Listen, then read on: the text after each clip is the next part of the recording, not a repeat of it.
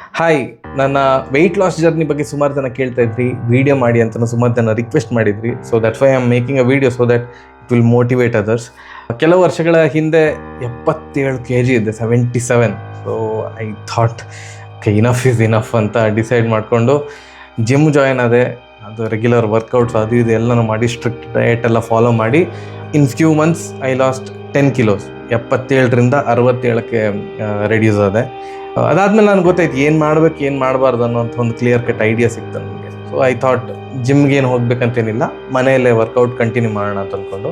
It request lot of dedication. Basically I started to concentrate on myself. ನಂದು eating habits ಆಗಿರ್ಬೋದು, sleeping habits ಆಗಿರ್ಬೋದು, ಇದ್ರ ಮೇಲೇ concentrate ಮಾಡ್ತಾ ಹೋದೆ. ಆ್ಯಂಡ್ ಅಫ್ಕೋರ್ಸ್ ಮನೇಲಿ ಯಾರು ನಂಬಲ್ಲ ನಮ್ಮನ್ನು. ಓಕೆ, ಇವನೇನು ಕಿದ್ದ ಬರ್ತಾನೆ ಅಂತ. ಫ್ರೆಂಡ್ಸ್ ಆಗಿರ್ಬೋದು, ಫ್ಯಾಮಿಲಿ ಆಗಿರ್ಬೋದು, ನೀವು ಏನೋ ಒಂದು ಅಚೀವ್ ಮಾಡೋ ತನಕ they won't believe you. But ನಾನು ಅದ್ರ ಬಗ್ಗೆ ಏನು ಕೇರ್ ಮಾಡಿಲ್ಲ.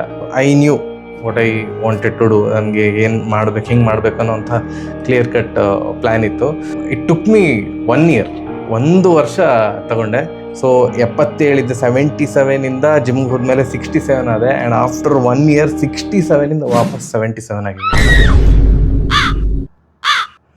Thank you.